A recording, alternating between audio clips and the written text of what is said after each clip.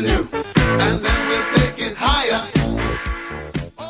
The Game Sports Show wants to thank its original home, partner, and sponsor since 2015, Sportscenter Bar and Grill, named the Soo's best sports bar for 3 years in a row. Sportscenter Bar and Grill is located on 624 Wellington Street West in Sault Ste. Marie, Ontario.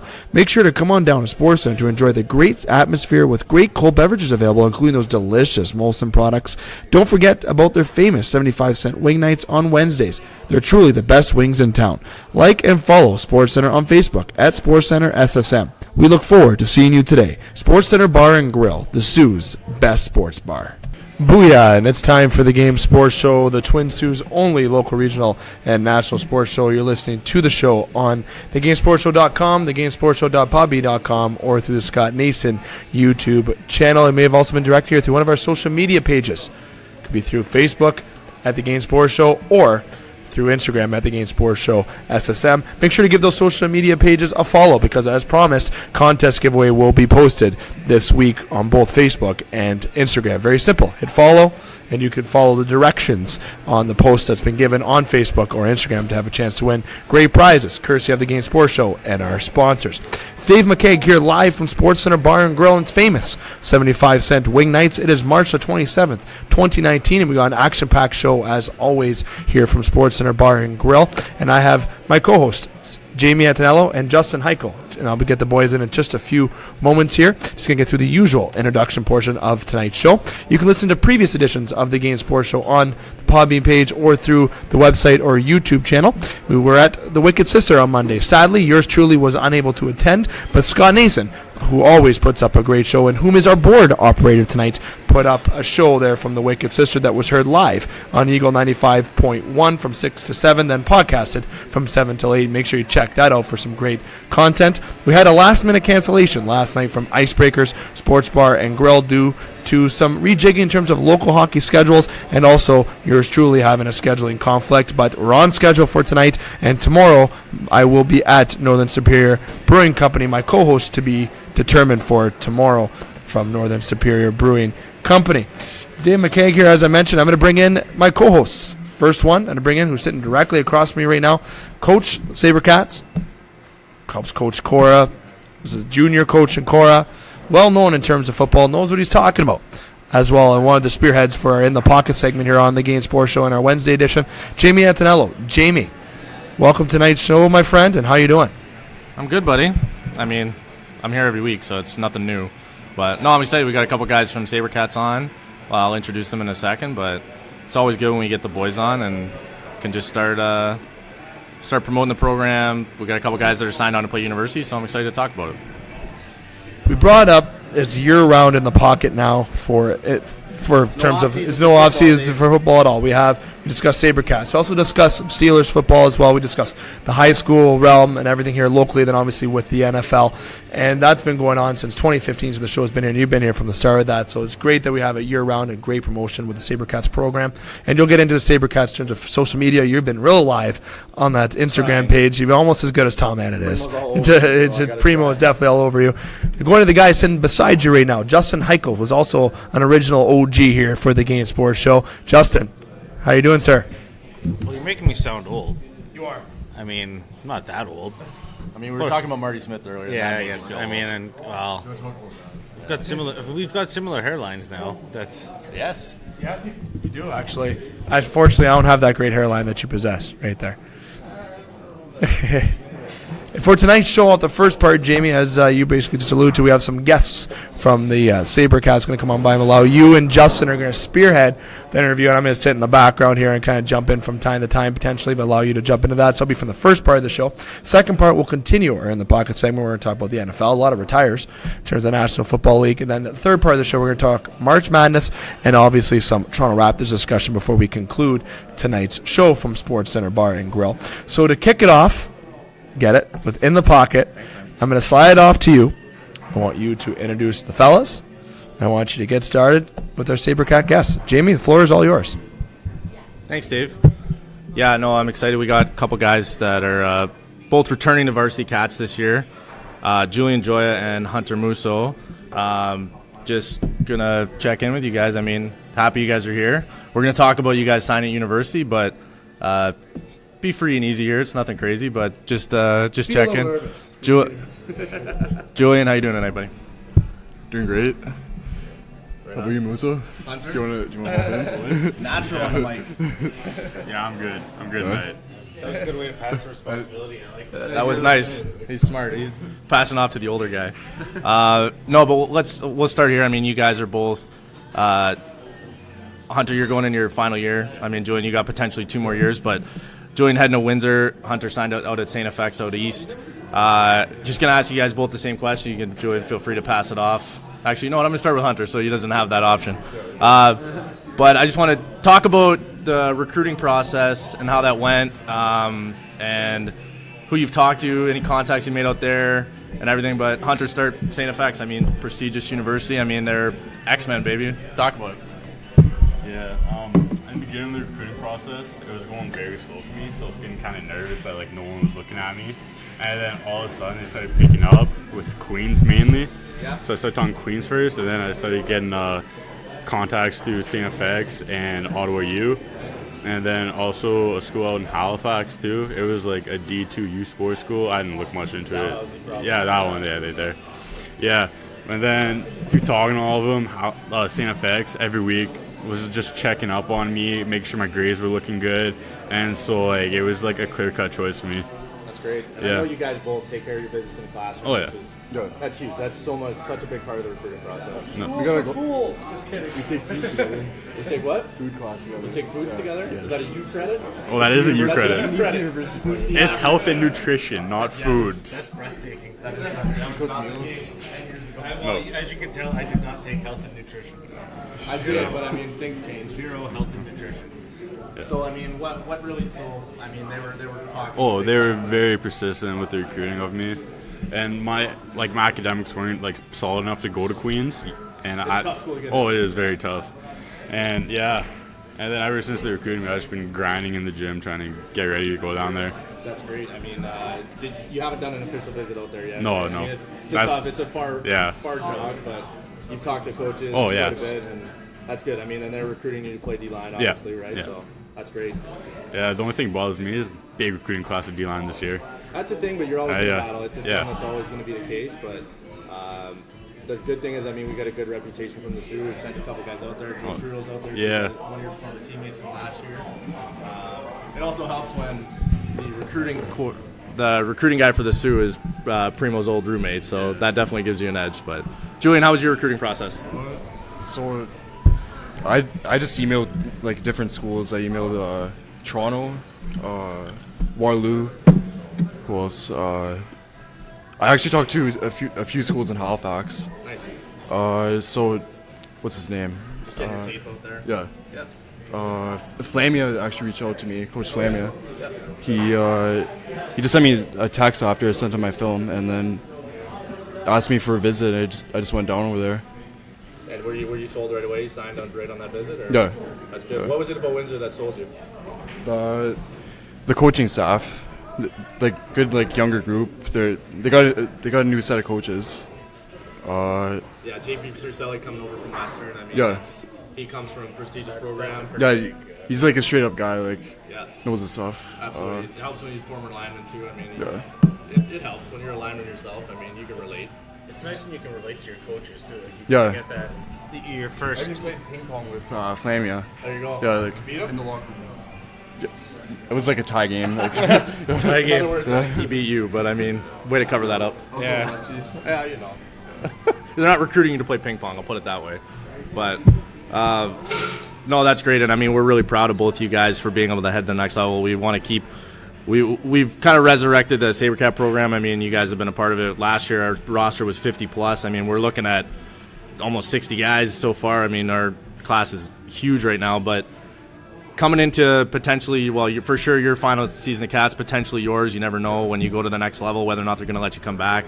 I'll start with you this time, Julian. What are you looking forward to this summer? I mean, and kind of talk about the rest of the guys on the D line, and on that defense.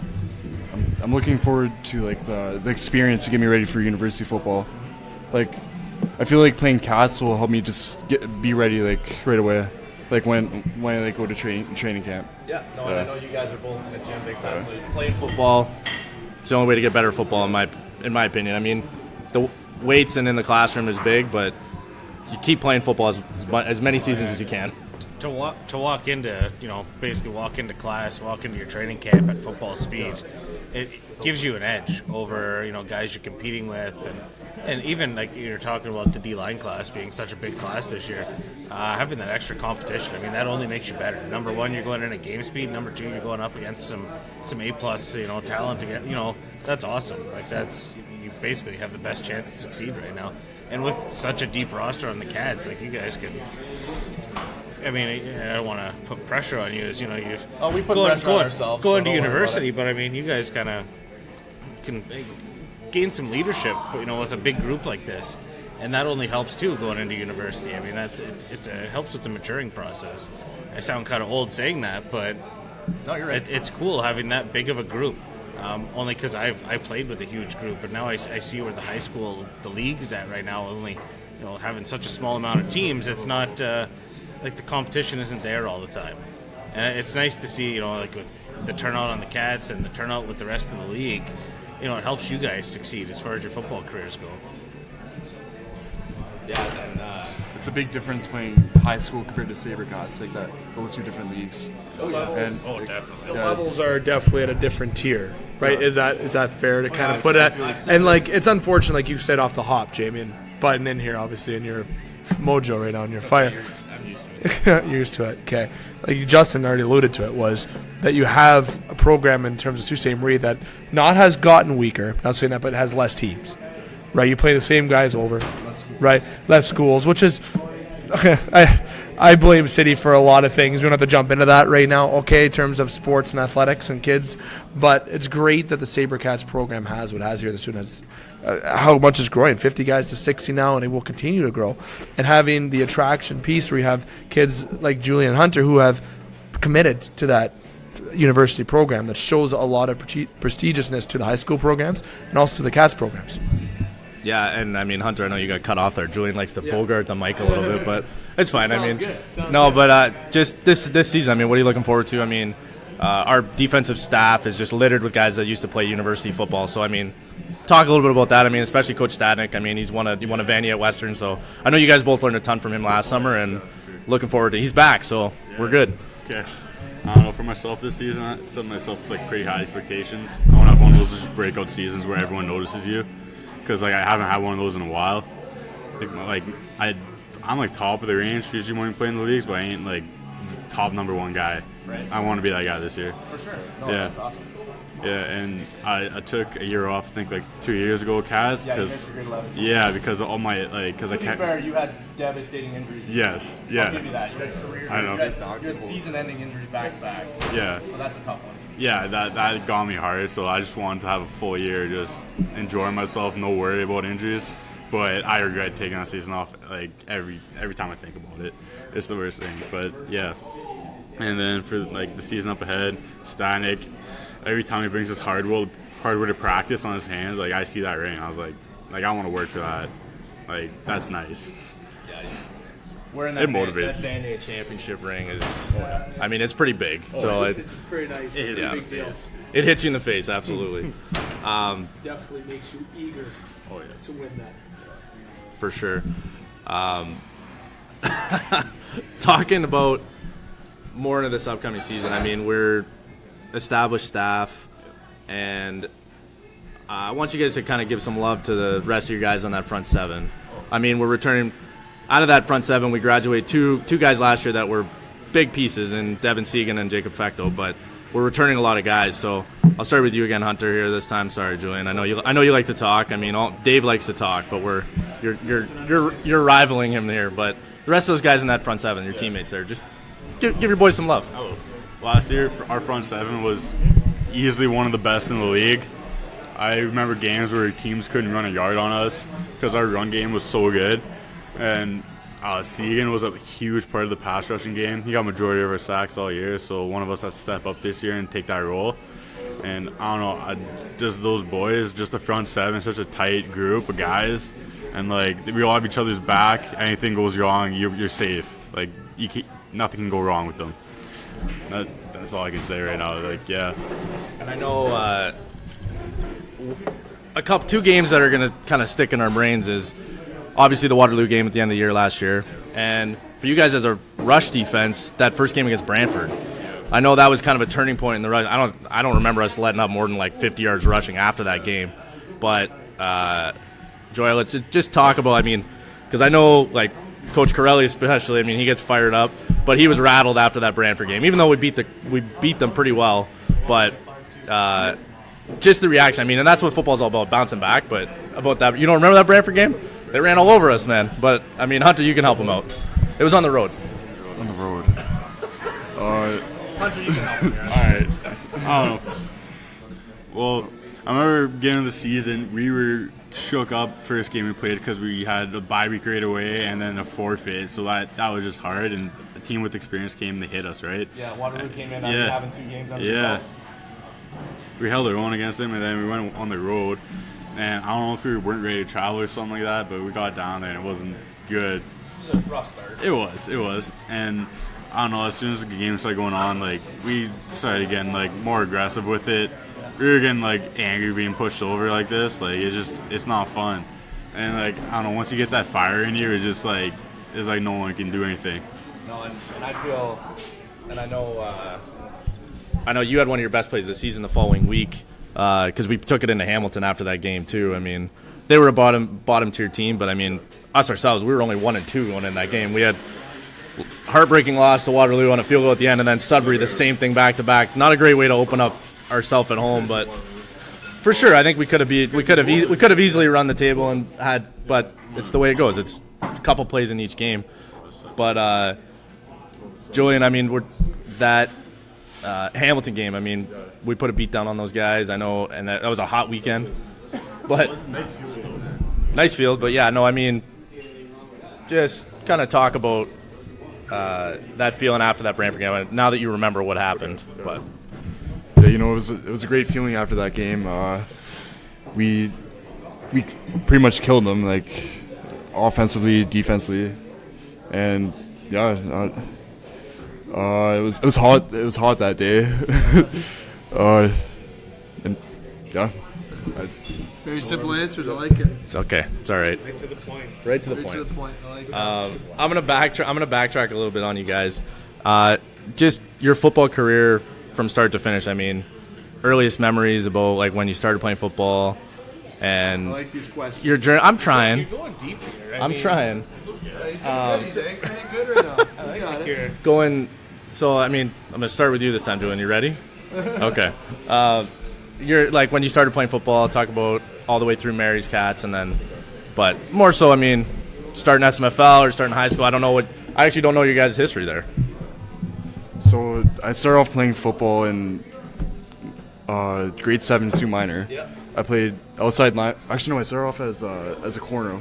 The first year. safety, believe it or not. And then moved my way to outside linebacker, and then grade 9 I played linebacker again.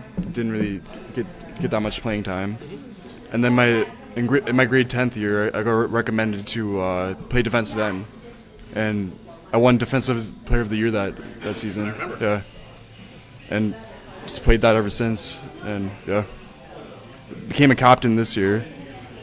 St. Mary's. Yeah, I got actually third most tackles in the league, and yeah. Hunter, same deal. Now you're today. Now you're here. Yeah. I don't know. I remember as soon as I could play football, parents put me in there because, like, I was small. I was just a big kid, just all the way through. I was just huge. So every time someone sees me, they go, "You play football?" Yeah. Anytime someone sees me, I remember I got my confirmation. The priest was like, "You play football, right?" Though I was like, "Yeah." So, oh yes. But I was a big boy, but no athletic. Like, I was not athletic as I am now at all. So I was playing center, and just I was. Oh no, center is a great position, all, but it wasn't my favorite. Like, it wasn't for me. So I remember my one coach. He had me. I was playing for a while, and then I was always playing O-line and center, O-line and center. And I got bored of it, so I was like, yeah, I don't want to do this anymore. So I took a year off. And during that year off, I put on more weight. So my mom was like, "Okay, we gotta like put you some like more activities here." So I went back to football, played that for a bit. And my coach had me at O-line at the beginning. I was like, okay, coach, like, yeah, he came up to me. He's like, How old were you at this point? oh, this was grade 8. Grade 8, okay. 7 or 8. No, he came up and he's like, where do you want to play? I was like, I was just being furtive, so I was like, wherever you want me to play, coach. He's like, no, where do you want to play? I was like, okay, D-line. And then I went D-line and won the lineman of the year for my team that year because, like, I just loved it so much. I wanted to go out and play now. And then carried that to grade 9. And then grade 9, played for your Cats in high school. Yeah, I remember when you played for me. Yeah. My first year coaching. My first foray into head coaching. Yeah. It wasn't the best season. No, it was not. I mean, we learned some stuff there, but Yeah. I don't know, that was a great time. Really, like, it was a different, like, shock. Like, way more faster, bigger guys, gotta be competitive. But now I'm looking back to, like, some of those guys I used to look up to in grade 9. I'm like, ugh. Oh. I don't know about that. But, yeah, no, that really developed me was that year. And that year, because of all the cardio we did, I was never used to it. My body wasn't ready for that. So, like, went into shock and just fat burn mode. Burnt a lot of, like, fat down, got lighter, and then I started working out next summer. And then my grade 10 season was a really good season for me, Cass in high school. yeah.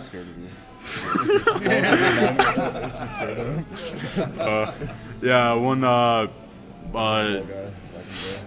my high school team's defensive player, and that summer broke my leg, missed, and I still led our league in sacks that year. I missed 2 games. I mean, like, looking like it. Yeah, I remember I broke my leg, and then we had 2 games left in the season. Next game, we played against, like, the worst team in the league, and everyone was just going crazy on them, getting tackles right and left. I was so angry I couldn't go to the next game. I couldn't watch it. It hurt so bad just to sit there on the sideline.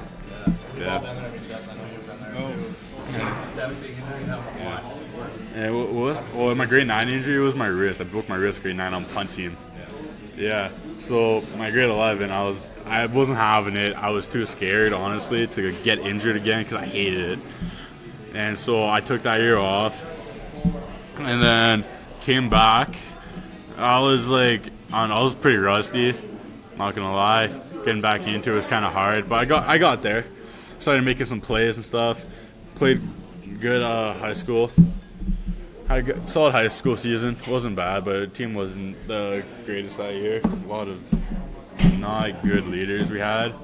So, like, everyone was kind of doing the whole thing and started to work like that. And then this past grade 12, grade 13 high school season was a great season for me. I had a fun time. Just having fun with all my boys that stayed back with me. Won lineman of the year for the league. And then coming to Cats, hoping to be a captain this year, lead the boys, have some fun, and just have a great season. That's it. I mean, I think you can agree, Justin. I mean, you hit that point where it kind of clicks, where, like you said, like grade 10, and you said even grade 8, where you guys both fell in love with playing defensive line. I mean, for me, it came a little later. I mean, I played offensive line, linebacker, stuff like that, and then it's like I got into grade 10, I was like, I'm starting to get this, and then you kind of hit that point, but it's you fall in love with football. That's the big thing, right? And it's Finding position makes it so much easier. absolutely. Yeah, you kind of settle into your spot. That's it. You find a home almost, and that's you just it. like fine tune the skills you need for those positions Well, instead of trying to be overlapping. It's like, honestly, I think, like, the worst part about, like, walking away from the high school game was, like, knowing that you're probably not ever going to play, because you play with that group of guys for so long, and it's just fun. And Like, you're in school a lot with those guys. well, that's it. You're in school a lot, like, and we had a couple shitty losses, but I mean, we won a lot of games, and like that, you just manhandle people, and it's fun. Like, it sounds bad to say it, but it's just fun beating people into the ground. When you come off the line and a 300-pound lineman comes to like crack block you and you put him on his ass, it is the best feeling in the world. There's no better feeling in the world. Like, you can go to the gym, you can deadlift whatever you want, but when you pancake another guy who's trying to deadlift just as much as you in the gym, like, it feels fantastic. Deadlift? Yeah, how much do you deadlift? 450. 700 pounds. No, 415. It ain't crazy. I like to stay off the hop, Jamie. Good job anchoring that. I like that. Justin, good job too.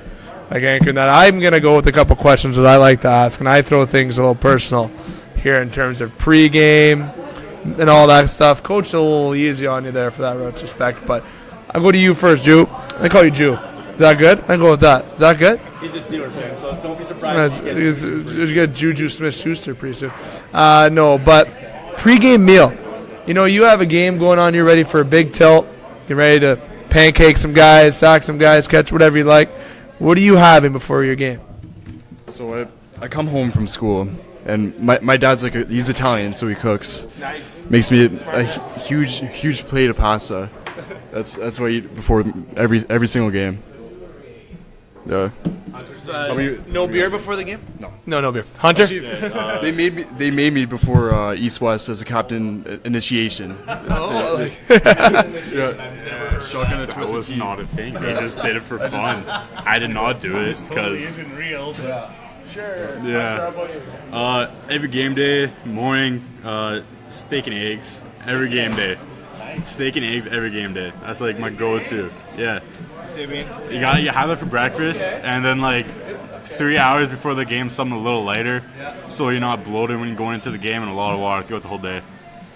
I was like, my best friend on the team was a center, and so we'd always go back to his place right before the game because he lived by the mount, right, and all the games were at the roads. Yeah. So we'd go there, and his mom always like made him this like big fancy meal, and she just fed me mozzarella sticks. Like I ate like 12 mozzarella sticks before every game, and drank like at the time you couldn't even get carbonated Red Bull at the time. You were going to it was Threads in the station mall, and These they guys had, have no idea what you're yeah, talking about. they have said no the idea. Mount, and I don't even know No, if I these guys know. know where the Mount is. And they had these like little know what it like is? brown Okay. bottles of Red Bull, and we were drinking those, but they were like $14 a pop. Anyways, a little off topic, but mozzarella sticks and Red Bull. Hey, man, it's open table. I like the stories. A couple more each I'll ask you guys. All right, we got a couple minutes left here. Favorite football team in the NFL? Starting back with you, Jew. My favorite team is the Saints, actually. Okay. Yeah. Drew Brees. Okay. Drew Brees, the legend. Dustin and Jamie will love you for that. Hunter? My bandwagon team is the Saints, but like my like stay at home, like my go-to team is the Texans because JJ Watt made me fall in love with him right away, and then they picked on the DeAndre Hopkins. Don't say the Colts. No, not the Colts. DeAndre Hopkins, and like when they pick up friggin' I don't even know who I'm thinking about right now. No, Clowney was a big asset too. Yeah, I liked him. That was crazy. Like his first season compared to his second season. Yeah, always. I watch JJ Watt's Hard Knocks like Playing it up for the camera. all the time. He's still an animal. I watch it all the time. Game thing for him. He just, Oh yeah, I study so much film now. His pregame song is "Remember the Name" now, based on that. That Oh, no. transitions me to my last and final question, actually. I love this question. If I go to your phone, because a lot of people don't have iPods anymore. Last time I said that, I got the eyes rolled. So if I look at your phone or any kind of music device that you use to listen to music, and I look at the last song you played, what song am I listening to? And if you guys got to be open and be honest with me about this. I'm not going to lie. On the way here, I listened to Dirty by Christina Aguilera. All right, so you don't have to be shy by any means necessary. All right, what is your song that you listen to last on your music played device? You take my phone out. Okay, got to get the phones out.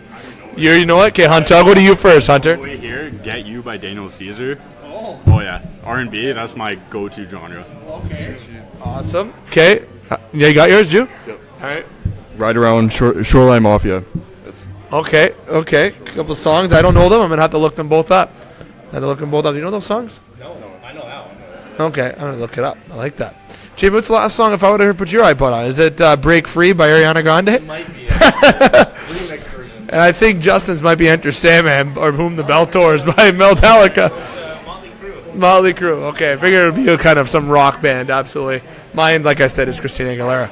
So, fellas, Julian, Hunter, I want to say thank you for coming on by. Jamie, if you have any final thoughts before I close out? Yeah, no, I mean, we're really proud of you guys. We're excited to have you guys back this summer, but both moving on. That's our number one goal for Sabrecats is if guys want to pursue university football, we want to help you. We want to help become an avenue for that. I mean, getting you guys recruited. The ability that we have huddle, I mean, it's so easy to make a highlight tape, so easy for everybody to see it. I know, I mean, Julian, you were just sending your tape out, right, and guys got back to you. Same deal with you. I know you were worried about it, but then you started just playing at a high level. We play in the UFC, so we're still the biggest league in Ontario.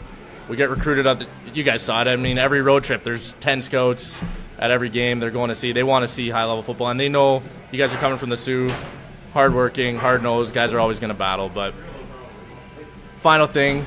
one final thing, I'm going to flip the script on you guys, different questions. Hunter, I want you to talk about the offense a little, the guys on the other side. Something you're excited to see this summer. I'm excited to see it? Yeah. Well, my whole line got a little tougher. Last year, they were a little soft last year, I'm not going to lie. Calling them out. Oh, fully. They were soft. I hope they hear this, too. Well, Coach Torrance is coming to coach. So I want him to come at me. it's going to help. Like, I found it too easy sometimes in practice. Calling them But out. other than that, like, what? I don't even, they didn't even get better. For the record, the smile on his face is like ear to ear. So Like- offensive line, step it up. Well, I mean, we got a little bit. I'm running an O-line camp, so hopefully that's going to help get us in the groove. But That answer made me happy. you're very excited, and he's not kidding. Ear to ear, I can barely. I can see he's going to the two edges of his toque he's got on. Joey, talk about Matt Primo, our head coach. I mean, he's on the show every once in a while. Your experience. I mean, you were first year varsity player last year, so brand new to it. I mean, I love Matt. I mean, I've worked with him for 4 or 5 years now. I think he's a fantastic coach. Your experience, don't throw him under the bus. He'll be mad at me, but It's too bad he's a Giants fan. I mean, it is too bad he's a Giants fan, but yeah. Yeah, he's a great head coach. Actually, I'd like to thank him for giving me like a good recommendation to Alexander, because they're good friends. Yeah, they're good friends when they played Laurier. Yeah. And great guy, and knows his stuff about. That's good. I'd be happy to hear. Got some PR. Justin, I mean, PR. yeah. I was gonna say only other thing for you maybe is get a little Marty Smith talk, but I was don't. gonna say, yeah. I mean, we'll just I'm not one to like what We happens. got 3 St. Mary's alums right here. That's What happens in the locker room stays in the locker room. That's it. But favorite Marty Smith moment just in high school. Just pick one.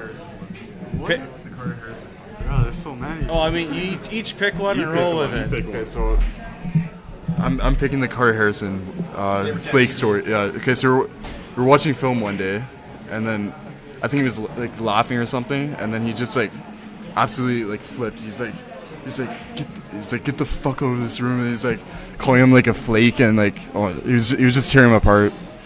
What else? And then the next day he shows up to practice, and he's like. He goes up to him and he's like, Carter, you're fat, you're slow, you're shit at football. And then, like, just great motivation. Like, you know. This is, I think, our first Central Bowl we're going to. I'm sitting on the bus. It's like 8 in the morning. I'm miserable. Like, our bus didn't show up. Like, disaster. Okay, we're going. Finally, we're going. Sitting on the bus. I'm eating a bag of barbecue chips. He walks up and he's just staring at me, and he's like, "You're not gonna get anywhere in football eating chips," and just takes them. Like, I've never been so mad in my life. I was just hungry. I wanted to eat the chips. I was waiting for the bus to get to Espanola so I could get Tim Hortons. No chips. And I had to hide the Timbits from him on the bus. I didn't want to get those snatched up. But no. You know what? Honest to God, some of that.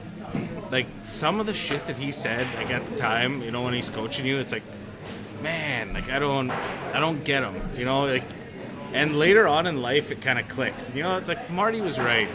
You know, I thought he was nuts at the time, but, man, that guy knew what was going on.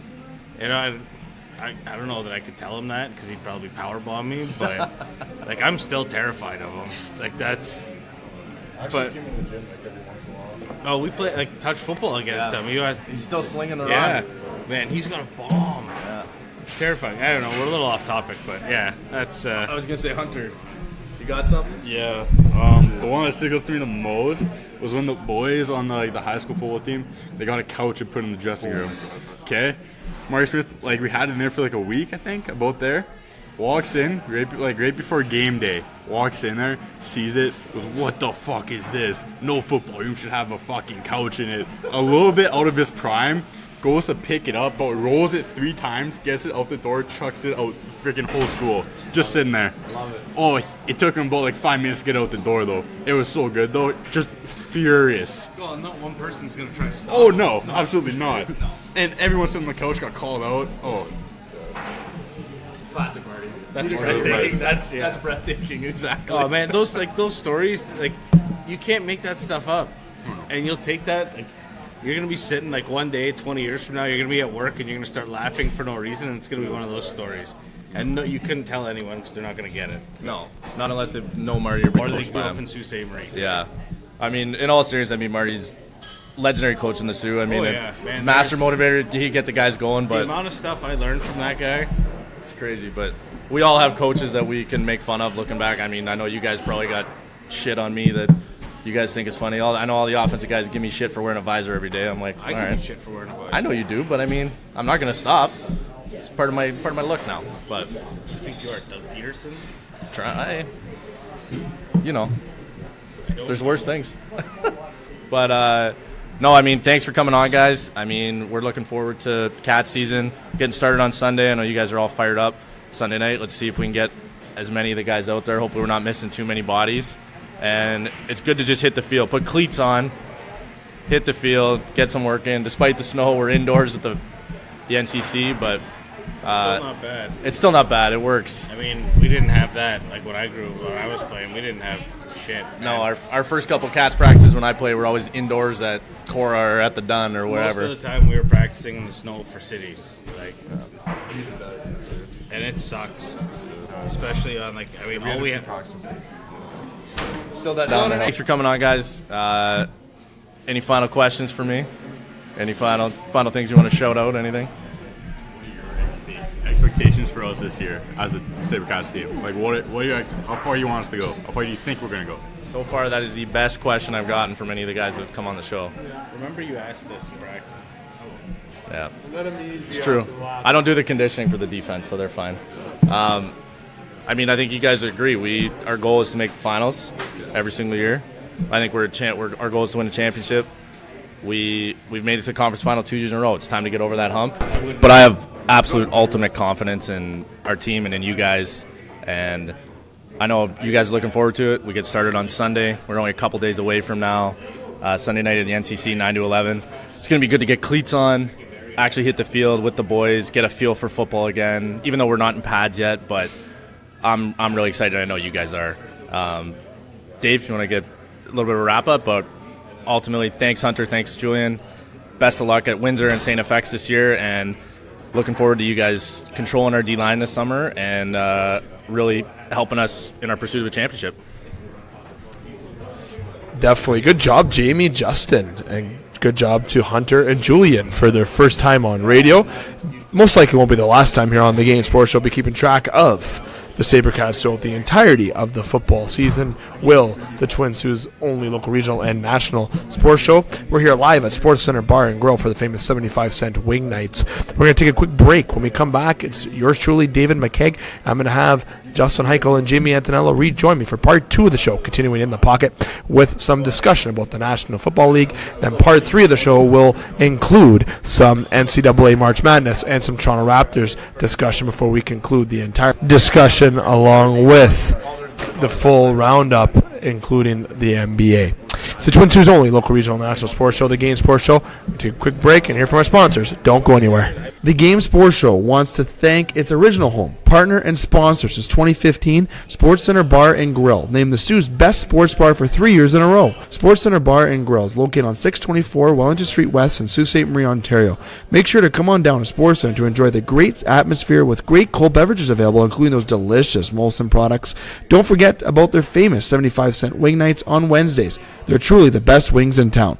Like and follow SportsCenter on Facebook at SportsCenter SSM. We look forward to seeing you today. SportsCenter Bar and Grill, the Soo's best sports bar. The Game Sports Show would like to thank an additional sponsor and special edition home to the game, Silver Creek Golf Course, located on 104 Bellow Lake Road, Garden River, Ontario. And also shout out thank you to Silver Creek GM Jamie Henderson. Silver Creek Golf Course has many specials to offer for 18 holes, 9 holes, and even Twilight Deal specials. It does not matter what your level of golf game is, it is a must to enjoy the scenic course, memorable experiences that Silver Golf Course offers. Silver Creek also offers a Thursday wing night for you to enjoy food after a stellar time on the course. You can book your tee time by phone or online at golfsilvercreek.com. Silver Creek Golf Course, where all are welcome to play. The Game Sports Show is pleased to shout out a partner, additional home, and sponsor to Northern Superior Brewing Company, located on 50 Pym Street in Sault Ste. Marie, Ontario. Northern Superior Brewing Company having a strong presence locally with many beers to offer. With much involvement in the community of Sault Ste. Marie, Northern has a sport and friendly-like atmosphere within its tap room, and during the summer months, it is a must to visit Pier 55 to enjoy some delicious food, amazing view of the water, and view of the Bush Pulling Museum, right on the cusp of the Hub Trail, and of course, all of that down with a delicious brew from Northern Superior. Northern Superior Brewing Company. It's a northern thing. Hi, this is Joe Bowen, and you're listening to the Game Sports Show from Sault Ste. Marie. Welcome back to the Game Sports Show, the Twin Sault's only local, regional, and national sports show. We're here live from Sportscenter Bar and Grill, the Sault's best sports bar, 3 years in a row. It's Dave McCaig here on its famous 75-cent wing nights. I'm here joined by Jamie Antonello and Justin Hykel. Hunter and Julian have departed from SportsCenter. I want to say thank you to those guys for coming on by some good eggs, as Justin would say there, for sure. And we're continuing tonight's show with some more football reaction. Rob Gronkowski retires. Jordy Nelson retires. The NFL's into the offseason mode, peeps. A lot of kids on Instagram, Barstool, sharing how upset they are, crying about Gronkowski. Not surprised that he retired. It was actually a thing that we did discuss here on the show. Definitely not as surprised as some others were in terms of him retiring. Now it is on to the next thing in his career. Wonder if that's going to be the WWE. If that's going to be a side he's going to go down, change his career path. Start working for Barstool. Or he'll start working for Barstool. Or if he's going to just retire and just hang, or literally just chill for the rest of his life. You know, definitely could open a massage parlor for sure. I'm going to throw that out there. But let me tell you, Rob Gronkowski was a great tight end, one of, if not the best in the league. He definitely had some years left in him, I think, to continue to play. But you got to respect a man's wishes. I want to get your guys' reaction about Rob Gronkowski. Just a minute each. I'll give you guys on the floor for Rob Gronkowski as we continue the talk. I mean, he's one of the most physically dominant players at his. Wow, I'll say this: he's probably the most physical tight end I can remember. He's the most physical tight end. I mean, I don't want to give him the greatest tight end of all time anointment. I still think he's a first ballot Hall of Famer. Oh, 100%, me too. I mean, no one else. He kind of evolved the way the tight end game could be played. Because for a while, you kind of got... He was a bit of a diamond in the rough in the way that, like, he's almost a throwback to, like, the Mike Ditka kind of guy who was awesome catching and blocking. He's like a full-time edge rusher that just catches the ball. Yeah. That's what it is. Yeah. And if you look at, like, old Patriot film of, like, Willie McGinnis and how he looked off the edge, him and Gronk are, like, that's exactly same body type. What I'm thinking in my head. Yeah. I mean, I in my brain, the only tight end I liked better than him was Tony Gonzalez, but it was two different games. Like Tony was this.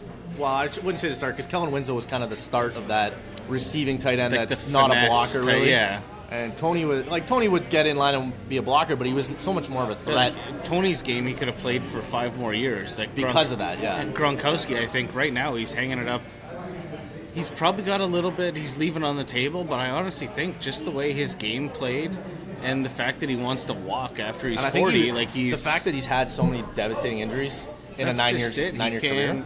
I don't know that that's sustainable to play at the level he's accustomed to playing at. I don't know that he could continue to do that, and that's probably the reason. Yeah, it's like, well, J.J. Watt, we talked about it a couple years. He was contemplating retirement, and people were talking, after 5 years and winning 3 Defensive Player of the Year awards, is he a Hall of Famer at that point? I said yes.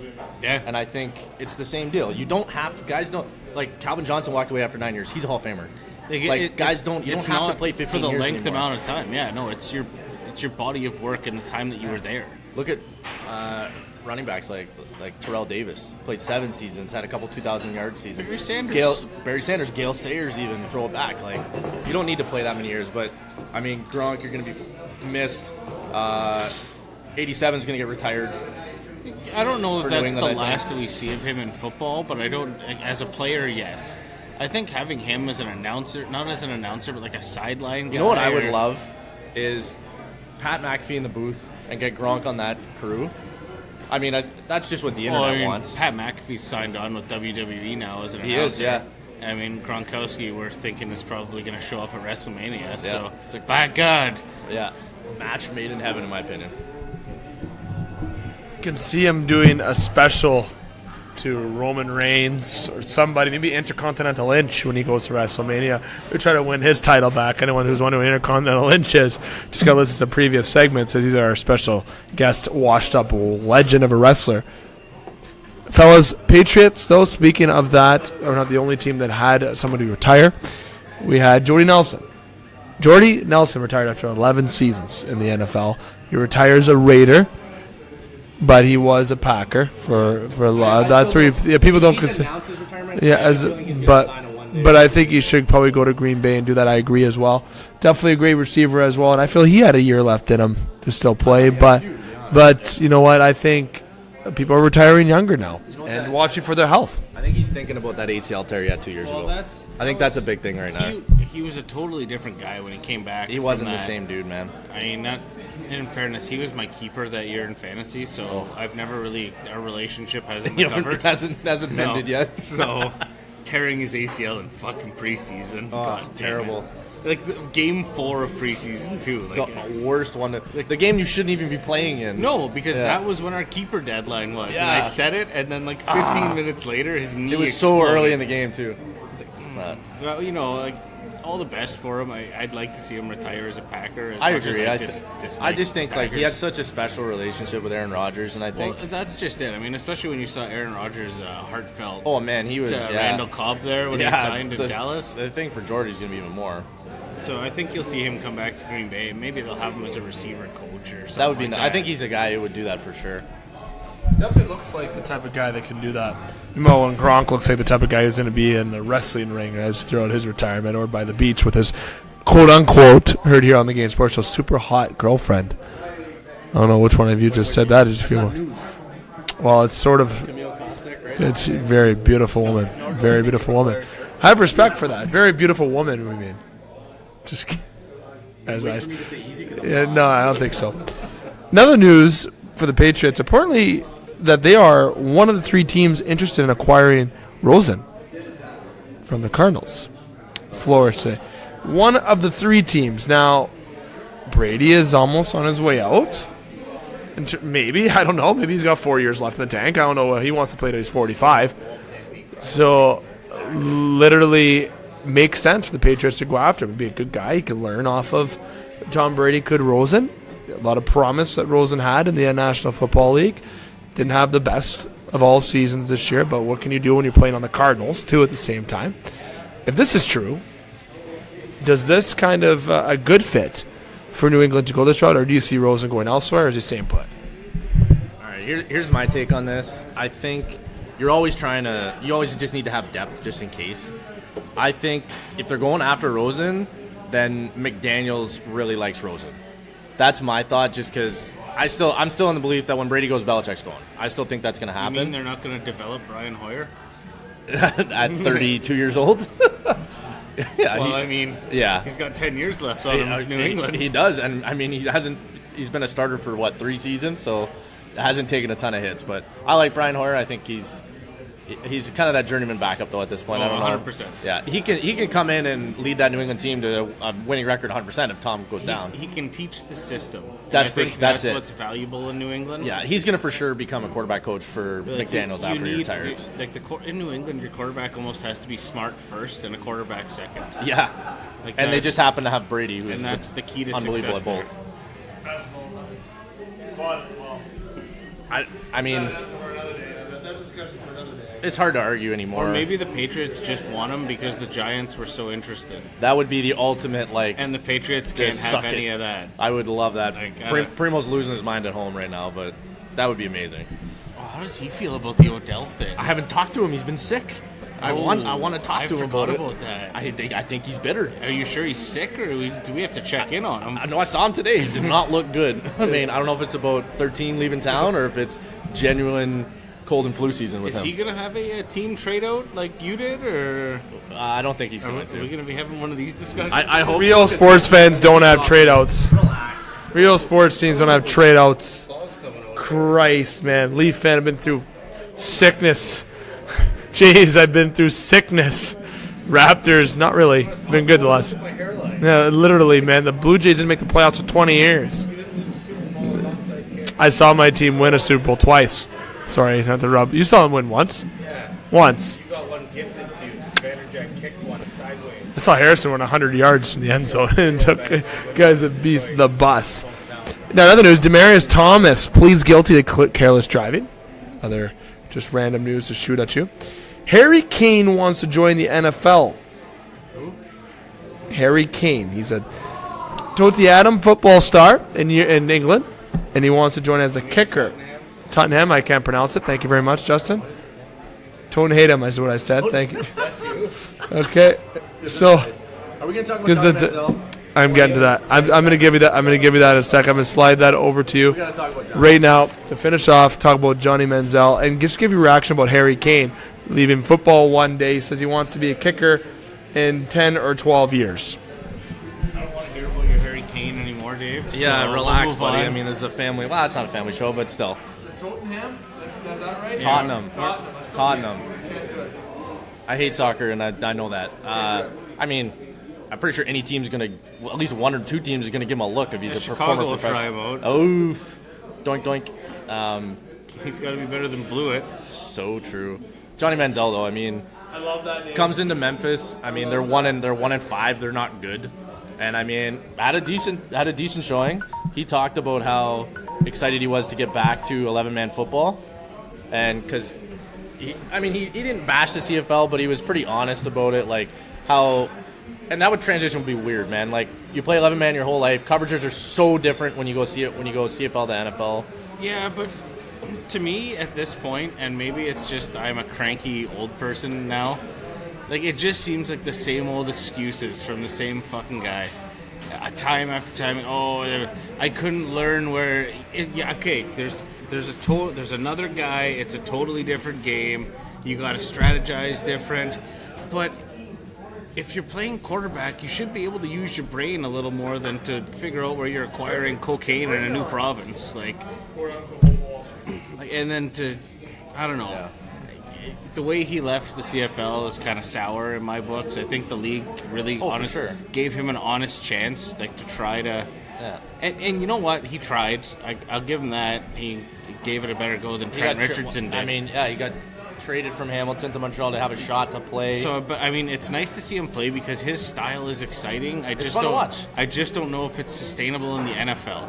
In the Alliance where he is right now, I think it's an exciting game and it makes me watch. Absolutely. And you know what? In that game that I watched on Sunday night, Trent Richardson was lighting it up, and so was Mansell. So, I mean, it kept me into it. It was fun. I don't know if this is to me, it's not a stepping stone for him to get to the NFL.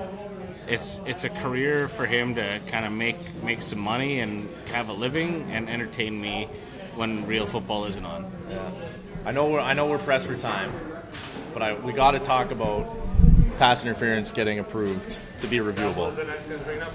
We got to talk about it. I mean, get ready for 7-hour games. That's the thing. I don't mind it. The thing is, when they did in the CFL, here's the thing that the CFL does that's not the best is as soon as you challenge it, they can, even if you say, I think number 25 held my guy, if they see number 31 on the other side of the field did it, they're still going to call it. Yeah. I don't know. I haven't read enough specifics into the NFL. I don't think it's that way. I think you have to specify which guy it's on, and that's what the review's on. I still think they should have done what the Alliance does and have the 8th guy upstairs who can make a call. Yeah. I think that would have helped. I think that would have been more of a bridge of a problem than the major jump. And I know all the coaches were gung ho for it, and I think every team voted for it except for Cincinnati. They were the only ownership group that said that denied it. But so it was 31 votes for and 1 against. But I think the Sky Judge, like you said, is a better option than because they can help like a call it wholesale change. Because they're seeing it more or less from what we're seeing. Because this is going to be in a game that's already having trouble maintaining viewers because of the length of play. Mm-hmm. Like you're jamming it up a lot more. And the NFL is not going to cut commercials. No, to have more. They're reviews. not going to do what the They're Alliance not. does and have no commercial breaks. So I don't know. I think it's going to be clunky. I honestly do. I think is it a step towards making right some issues? Yes. Yeah. But just because I don't know. I think it's a stubborn disregard to what another league is already doing. Yeah, and I mean, I'm still going to kind of wait and see. Like I said, I'm on the side of the 8th official would have been better. I think the CFL finally kind of ironed it out a little bit. They had to eliminate they had to eliminate all the extra challenges, and I don't think the NFL is going to be willing to do that. No. I don't think the coaches are going to be game for that. But it's opened the door now for everything to become reviewable, which could potentially become an issue. Hopefully it doesn't become like what the catch rule was when they brought it in 2013. It was a complete shit show for 3 years, and then they're like, okay, we got to go back to what we used to do. You're kind of taking the human element out of sports that makes sports exciting. It sucks being on the other end of it sometimes, but that's the way she goes. That's sports. Yeah, I mean, I'm still bitter about the playoffs, and Hey man, I wasn't. This wasn't my first choice. I was voting for the. I know you're about Wayne Gretzky's friggin' high stick that never got called in '93, and I was 2 years old. Okay, didn't even remember. I was still crawling. Okay, coming high number 99 didn't get away with the penalty there. Who high sticked him? It was Dougie. It was Gilmore, right? They got it. Yeah. Okay. Now, the Saints fans seriously how upset we are. Imagine being a Leaf fan. Okay. A lot of things go a long different ways. Okay. Never had that for the Steelers. We win games. We won championships. This year, yep. Literally just fell apart. Pass interference, also, I'm happy that rule's getting there, to be honest. I don't care about the extra length of games. Get the call right. I don't care, but I like the human element. Sure, that's fine and dandy, but I want to get the call right. These guys are getting paid a lot of money. They put a lot of their time and effort into it. Refs get paid a lot of money. Make the call right. If it takes an extra 10 minutes for a football game to win, loss for a team, whatever to determine it, or to turn over a play to make the right call, I'm all down for it. I don't care. I want it there. I think the NFL has to make these changes. They have to adapt to what the AFL is doing, or the Alliance. Sorry, I said the AFL. The AAF, sorry. You got to adapt to these different rules. It's going to work. Trust me, NFL, this is a good move by you. And sorry, Saints fans, you're too late, but guess what? Life sucks. Anyways, fellas, we got to take a quick break, because when we come back, we got to talk about some March Madness. We got to talk about a little bit of Raptors, and we got about 10, 12 minutes left on the show at most. So we're going to take a quick break. When we come back, we'll provide that to you, listeners. Make sure that you don't go anywhere. Listen to the Twin Sault's only local regional national sports show live from Sportscenter Bar and Grill, here for its famous 75-cent wing nights. Be right back here on The Game. The Game Sports Show wants to thank its original home, partner, and sponsor since 2015, Sportscenter Bar and Grill, named the Soo's best sports bar for 3 years in a row. Sportscenter Bar and Grill is located on 624 Wellington Street West in Sault Ste. Marie, Ontario.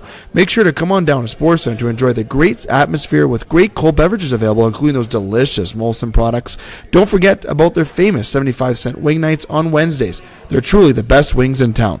Like and follow SportsCenter on Facebook at SportsCenter SSM. We look forward to seeing you today. SportsCenter Bar and Grill, the Soo's best sports bar.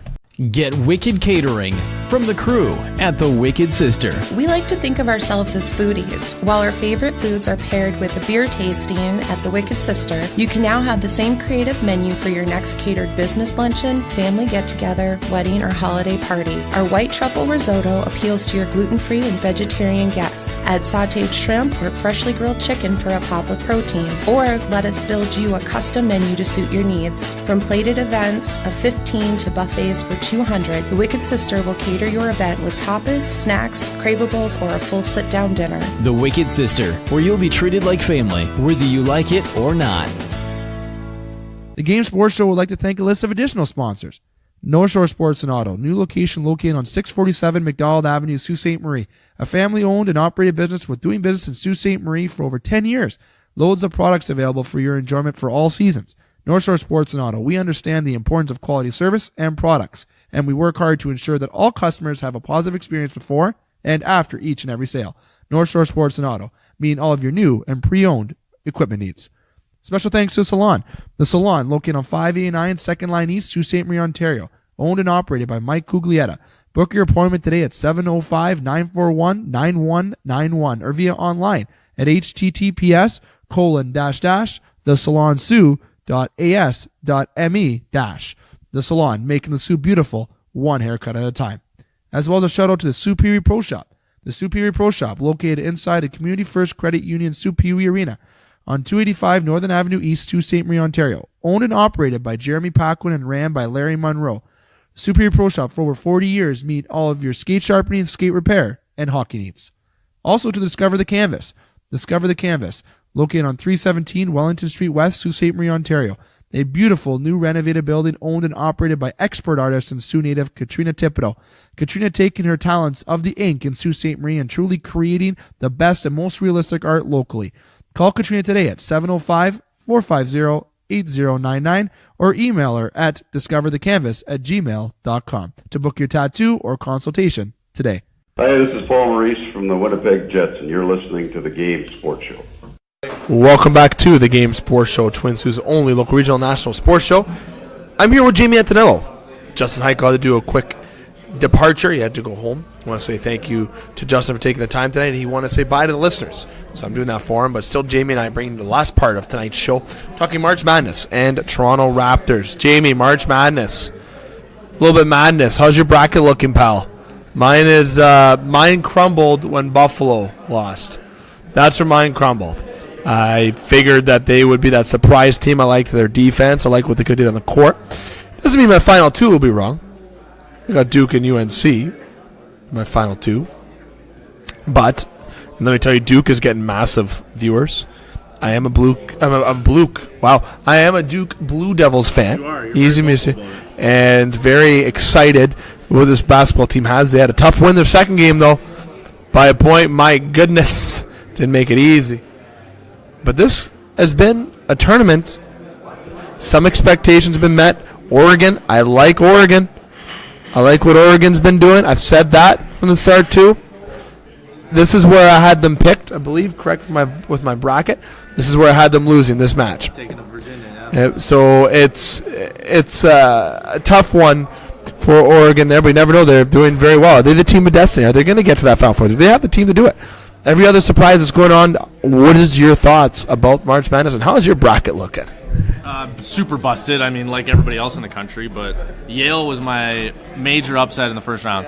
I didn't like LSU in the SEC tournament. I think I talked about that last week or 2 weeks ago. But I mean, what are you gonna do? There's a reason why it's like probably never gonna happen. Like the fact that a 16 seed finally beat a 1 seed last year. I mean, go Chesapeake Bay Receivers, UMBC all the way, baby. But it's wild. I mean, how many 16 seeds have won the tournament? Never. Exactly. That was the first win for a 16 seed. Exactly. Yeah. I don't even know the stats on the lowest. I think a 13 seed made the Final Four before. I feel like I remember that in recent memory. 13th or 12th. Yeah. But beyond that, I mean, no team, I think, ranked outside of the top 4 has ever won. I could be wrong. I mean, I don't know the stats. We can figure it out. Viewers, if you know, I mean, feel free to correct my ass in the comments. But we're never wrong. Yeah, well, I'm not as confident as you. But, I mean, right off the hop, we got to talk about that Duke-UCF game. I mean, tackle fall, however you say it. Enormous, 7'6" for UCF. What a beast, eh? He's enormous, man. I mean, you can't stop him. Duke, I mean, Zion and RJ, unbelievable. Zion with the intentional missed free throw. And then RJ sinking the follow-up bucket. And then UCF missing the final shot. I mean, Duke survives. That is what March Madness is all about. Oh my God, that had my shaking my boots. Yeah, that's the crazy thing, and I think it's gonna be. I mean, Duke's got Virginia Tech now, and I mean they haven't had the hardest road so far, but you never know, man. I mean, we're in the Sweet 16 now. This is where shit starts to get real. You have Gonzaga, Florida State, Purdue, Tennessee, Texas Tech, Michigan, Oregon, Virginia. You know, you got some teams there that are pretty good, and I'm liking that Purdue team. I like what Purdue's bringing. You know, you have LSU and Michigan State. You have Auburn and USC. I am a fan of Auburn. I think Auburn has the capabilities of beating USC, to be honest. I'm sorry, people will call me crazy, but I think Auburn can do it. Virginia Tech's got the unfortunate matchup against Duke. Good luck. Houston and Kentucky. That's going to be a nice, grueling matchup. I kind of got a feeling for Houston, those boys in Houston, that game. I'm picking the 3rd seed, 5th seed, and LSU fans, but Michigan State's going to get past LSU, in my opinion. But Duke and Virginia Tech, I think Virginia Tech's going to give Duke a little competition there too. But still good luck, because I don't think you're going to beat Duke. The one game that really sticks out to me that I'm really excited to really follow is the Oregon-Virginia game. As I said, Oregon has the capabilities of beating Virginia. I don't care what anybody says. Are they the team of destiny? Maybe they are. And Purdue, I'm going to say it, I think they're beating Tennessee. I think they're going to do it. I really think they're going to beat Tennessee. But, again, a lot of teams left that people thought were going to be there. You got 3rd seeds, 2 seeds, 1st seeds. Oregon is that 12 seed. I'd like to see them be that little team of destiny to get to the Elite 8. I'd love to see that. But Oregon, are they really a 12 seed? That's what people are saying. Are they? Yeah. I know they are, but potentially, are they more of a 5th, 6th seed? Because the SEC and the Big Ten sent so many teams that it kind of bumped down the Pac-12, right, a little bit. So aside from those top guys, I mean, Oregon's has had almost 20-point wins in the first 2 rounds. They haven't had anything crazy. They've been pretty rested. They've been able to play their guys. That can be either to your advantage or not to your advantage. It's the kind of the rust versus rest thing. I mean, once you get out of the round of 32, you get some break time, which is kind of nice. But for a team that's flying on momentum, it's not the best. I mean, you almost want to play that quick turnaround right away. Yeah. That's why sometimes you see teams will get an upset in the round of 64, ride that through, make the Sweet 16, and then that 5 or 6 days off, they lose it all and they get smashed trying to head into the Elite 8. It's tough. It's hard to do. I think Oregon in the Elite 8 would get Michigan or Texas Tech, right? I think it is? No, they play Purdue or Tennessee, the winner of that. Okay. So based on your prediction, you're going Oregon, Purdue in the Elite 8 in that round. Yep. So for me, my Elite 8 is, my Final Four is still open. I think a lot of people's. I mean, I didn't pick. Buffalo was You picked Buffalo in your Final Four. You're nuts. I did. You're insane. I liked their squad. The other 4. Well, see, for me, I have Duke, Michigan, Tennessee actually, and Auburn. That was my Final Four. They're still available. I'm worried a little bit about Auburn. I mean, I like them a lot. They're playing really well. I still think they can do it. Sorry, Oregon fans. I know I'm picking Oregon on the show. In my bracket, I had Virginia, North Carolina, Duke, and Buffalo my Final Four. So 3 1s and then whatever Buffalo was.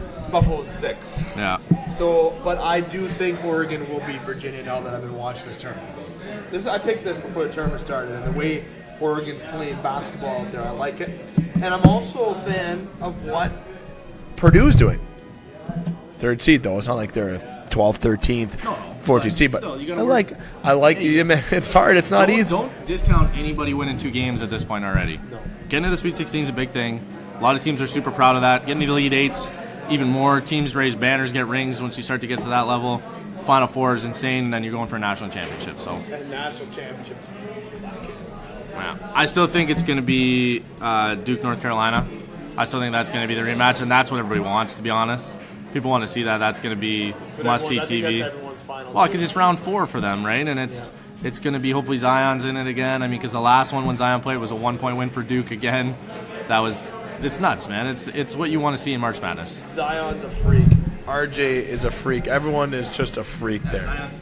Still, my favorite, though, is still JJ Redick, buddy. To don that too. My boy's Redick.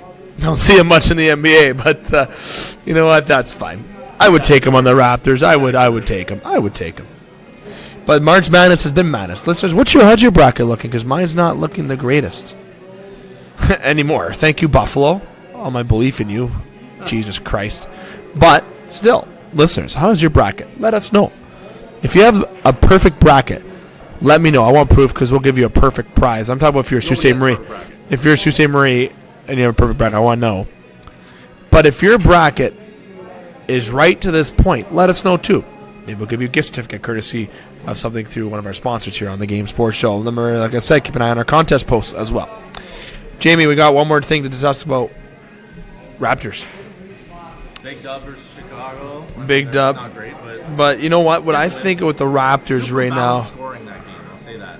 What I think with the Raptors, had that home and home against the Thunder. Leads that they had, the possession that they had, the shots that they were taking were not smart shots, all of them. And I really think that they got the Knicks tomorrow, which is Thursday. And the lonely Knicks, and like I said, big win against the Bulls. They got the Bulls again after the Knicks, which will be on Saturday. The Raptors have to finish the season strong. They can still get first seed, but it's the Bucks got to lose. They're good. Has finally come up and said he doesn't care about the Yeah, no, and you know what? We've been saying that for months. And it doesn't really matter. But you know what? I would like them to have home court. But again, they're pretty good on the road as well. They're a good basketball team on the road, but so are the Bucks. Okay, I'm gonna reiterate my point. I'm gonna keep saying it till we get to the Eastern Conference Final. Because we think that should be the final. Well, that's the thing, but who knows? I mean, will Milwaukee even make it that far? But what pisses me off, will Toronto make it that far? I hope Toronto makes it that far. But even if you're the 2 seed, you may. Yeah, that's the thing. That's gonna be a tough matchup. Yeah. But that's why I figured first seed would be the best for them because they're playing the Sixers. I'd rather them play the Celtics. Or potentially the Pacers. Pacers actually have the Raptors in a good number. I think. Not at this point. I think the Celtics would be. The Raptors are a better opponent for them. Yeah. Not in hockey, Boston, Toronto, but I'm talking basketball right now. I really think that I'd rather see the Raptors play the Celtics. You'd rather see the Maple Leafs take on the Flyers, though, for sure. I don't know after tonight. The Toronto lost in a shootout, so I don't know about that. Freddie Anderson has to get his head out of his ass. Yeah. But anyways, back to the basketball round. The Bucks and Raptors. I really don't think the Bucks can beat the Raptors in a 7-game series, so I'm sorry. Giannis is a freak, but I think Leonard's going to go to another dimension. The Raptors have clinched. They know where they're playing. They're most likely going to be second seed. They know that. Right now, if you have the Raptors right now starting the NBA playoffs, they would be starting, as a second seed, and they would be playing as the 7th seed if it was tip-off today against the Pistons. I don't like that matchup because the Pistons have swept the season series. Yes, there's some rest, there's some stuff involved, etc. But I'm hoping that the Pistons could potentially move their way up and get past the Nets or that the Magic can move up and that the Pistons can play the Bucks because the Bucks would have a hard matchup against Blake Griffin and the Pistons. The Pistons would make the Raptors go 6 games. I will say that right now. Playoffs are going to be a complete different cookie, but the Raptors and Bucks being the top 2 seeds, seems like the Bucks are going to be that top seed and have the home court advantage for the entirety of the playoffs on the Eastern side. Be interesting to see how that works for the Raptors, how they respond if they get to the finals against them. Warriors look like they might finish top in the Western Conference. They look like they're human. This could be the Raptors' year. You get past the Bucks and get into the finals, you could take a championship home in Canada, and if you take a championship home, you can almost pretty much put the pen to paper for Kawhi Leonard to re-sign. I guarantee you that. If they make the finals or win the finals, you can re-sign Kawhi Leonard. That's where I'm saying if you don't get past the Bucks in the conference finals, you don't re-sign Kawhi Leonard. I'm saying Bucks like it's already going to happen, but realistically speaking, that might be the matchup. Okay. Win the East and keep them, we keep them, is what you're saying. 100%. I would hope so. Don't you think? Here's I mean, perfect world, absolutely. We're Raptors fans. We live in Canada. We want him to stay. I think he loves the fact that the load management thing is big for him. I think he loves it. I mean, I know we hate on it all the time, but who cares? I mean, if it gets them to the finals, that's great. Keep doing it. Do it every year. Who cares? If we're going to be one of those top 3 seeds as long as Kawhi's on that team. We got good young guys. I mean, this is a good spot. He can be that leader. I think we're set for a few years if we can keep this core. That's the problem. And that depth's nice. Yeah, and we can afford these guys because guys are on contracts. We're not going to lose too many guys. You may lose a guy like Jeremy Lin or somebody. Might be that guy out eventually. We'll have to see. I mean, it kind of depends on what. I still think I love Freddie. I love Jeremy Lin. I just Freddie could maybe step up and be that number one point guard. But kind of in the positionless basketball that we're going to, it's not such a big deal. I mean, realistically, you could throw that extra big out there and kind of go. You could go Marc Gasol, Ibaka, Leonard, Danny Green, and Siakam as your starting five if you really needed to. That's hard to defend, man. That's a big five and some athletes. Siakam's awesome. His progression over the last couple seasons, especially this year, has been wild. I mean, yeah, if we keep him, but I could also see a scenario where we either make the finals or win even, and he doesn't come back. I could see that scenario happening. I hope not. If we win and he leaves, Toronto's gonna lose their mind. We're gonna have trust issues for the rest of our lives. I'm not seriously though. Could you imagine if the Leafs win the cup? And yes, knocking on wood. And then you don't want it to happen, or it is gonna happen. No, I don't want to. I'm trying to not freak you out a little bit. Okay. And then Johnny T goes, or Matthews goes, I'm demand a trade. I'm not playing another minute. Toronto would blow up. They'd lose it. You'd lose it. Everybody in Ontario that's a Leafs fan would lose their mind. They would. People would freak out. It's gonna be the same thing. Raptor Nation is diehard, man. And I love it. I love that. You know who I give respect to for that? It all goes back to Vince Carter. It is Vince Carter. Wow. Yeah. Vince Carter. Vinsanity, baby. And he will be back next year. Mark my words, he'll come to Toronto. I guarantee you Vince Carter will come back at Raptor next year. Kawhi will resign. Championship this year. I'm not booking that in, but I'm saying they will get to the finals. That's what I guaranteed. I don't want to say they're going because I'm a Toronto fan, baby. I'm cursed. I'm born with a curse, okay? Okay, Blue Jays curse was a guy coming out of the bullpen named Andrew Miller from now on, okay? But they did win 2 World Series in the early 90s, okay? Leafs, hey, if your name's Wayne Gretzky, you're getting a high sticking call against you. All right? Or not against you. Sorry. Not against you. Another penalty goes another way. I'm just going to tell you right now, being a Toronto sports fan is tough, but let's have trust in Kawhi. Let's worry about this year and enjoy it. It's been great to watch Kawhi, and I think they're going to do big things in the playoffs. Final thoughts, Raptors. Yeah, I'm going to echo what Nick Durst says. I don't think it's that big a deal. Even if they get Milwaukee, we're a good road team. I think you get Kawhi in a groove by the time you get to that point. But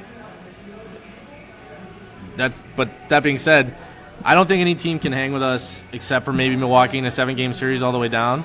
I just don't. I think we're too deep. I think the fact that Norm Powell went 8 for 10 off the bench. Nobody played more than 25 minutes against the Bulls.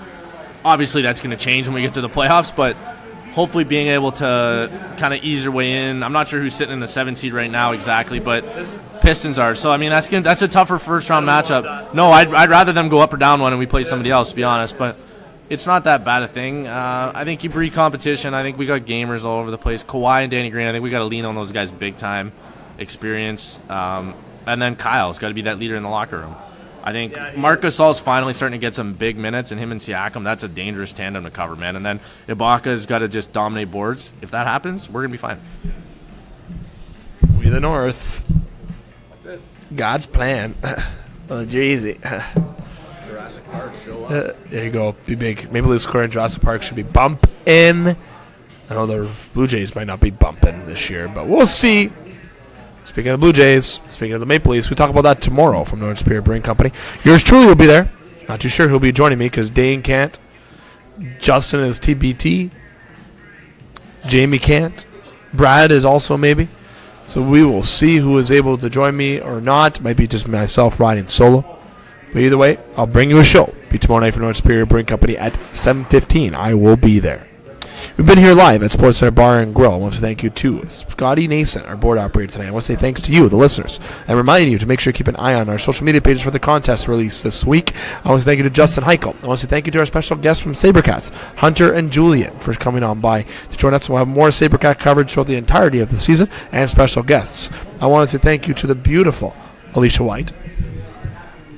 Easy. Sportscenter Bar and Grill, and to Frank Ligori.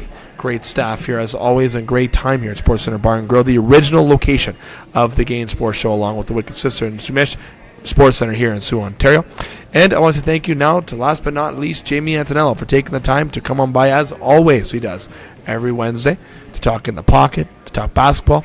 We didn't have time for roundtable tonight. We had a lot of content, but we gave more time to our special guests tonight. March Madness, lots going on tonight for sure, and it might get tabled until further notice because of everything that's going on. Jamie, thanks for coming on by, and we'll see you next week, sir. 100%. I'll be here unless I'm dying of sickness, and if I hang out with Primo too much longer, that might happen. But I'm waiting for the return of Matt Primo to the show. We'll see more of him throughout the summer, I imagine, with the Sabrecats. Like I said, I'll be at Northern Superior Brewing Company at 7:15 tomorrow, so make sure to keep an eye on that upload and to come visit me potentially in the tap room if you want to have a nice beer from Northern Superior Brewing Company. You can do that, and I might even get you a beer. Just said it. Come to the show, maybe I'll buy you a beer. put yourself in a corner there now. I did put myself in a corner. Free beer, you come see the Dave McCaig show. Just kidding, it's called the Game Sports Show. It's a much better name. Dinner sauce of goon. Somebody's going to come and buy, like, does a pitcher count? Does pitcher count? You're screwed. I like that. It's the Game Sports Show, not Dave McCaig show anyways, but I meant when it comes to the beer. People have been asking about the media release, about a media name for the Game Sports Show. That will not be released until summertime at least, so everyone can hold their horses. Yes, we're having expanded media here in Soo, Ontario, and it's going to be in my relation and connection with Eagle 95.1. A lot of big things coming for the show this year. Very, very excited to have that shared with you. And here I am, Dave McCaig signing off. Getting to the conclusion portion here, reminding listeners, keep your stick on the ice, swing your bat, catch your touchdown, drain your threes, and shoot your shots. Booyah.